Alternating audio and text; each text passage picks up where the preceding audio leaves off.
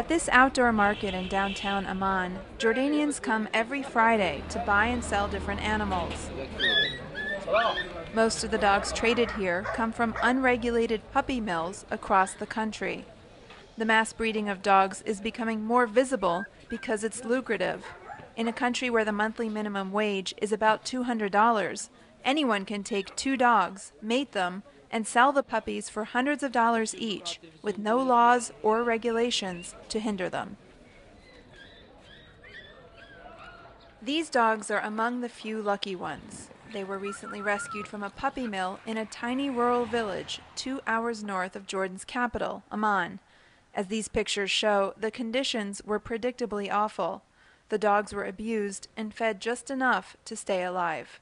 It was an inside tip from someone working at the puppy mill that led the rescue team to this remote farm. They ended up here at Jordan's only no-kill shelter and are now waiting to be adopted.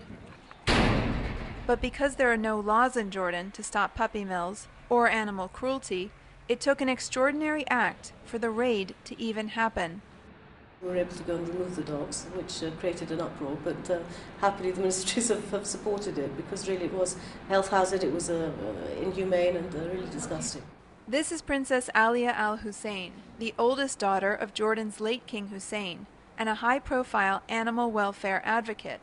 It was the princess's private guards who went in and rescued the dogs. I think what happened recently has been a good eye-opener to people. Still, the puppy mill owner won't be prosecuted and openly runs other sites in Jordan and Syria. With the absence of laws, says Khalid Batarse, it's all perfectly legal. Batarse is a lawyer who does pro bono work for the animal shelter. There's no law to force the government to act. What we have is just a set of non-binding regulations. Rescues like the one at the puppy mill in North Jordan almost never happen in the Middle East. One reason is the dismal state of human rights, which leads many to say that people should be legally protected before animals. They should protect the people first. They have to protect the kids who are getting killed in Gaza. They are more important than the animals. But about half the people interviewed in the streets for this informal survey felt differently. There should be laws preventing people from hurting animals, since some people do not understand that an animal has a soul. The few animal rights activists here have managed to score at least one victory. For the past 2 years, the government has maintained a ban on the importation of animals. Khalid Al-Anati is a pet store owner who says that since he can no longer sell imported dogs and cats, his business has drastically dropped off. Now he sells mostly pet food and accessories. They banned us from importing from Ukraine and completely shut us down. Pet store owners are fined $5,000 if they're caught selling locally bred animals without a license. Al-Anati says everyone else seems to be doing it. Internet groups and newspapers freely advertise puppies for sale with no oversight at all. Having a dog as a pet is a relatively recent trend that began with the upper classes and has since become more popular across Jordanian society.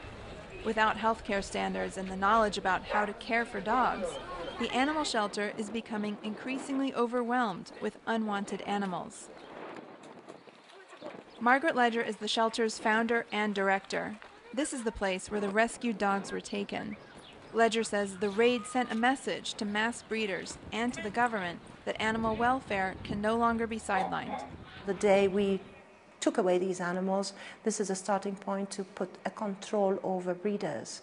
And there's ethics to all this, and I think they should stick to it once we are ready for regulations.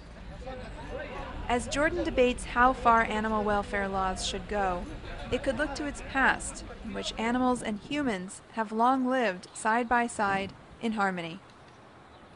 For World Focus, I'm Kristen Gillespie, reporting from Amman, Jordan.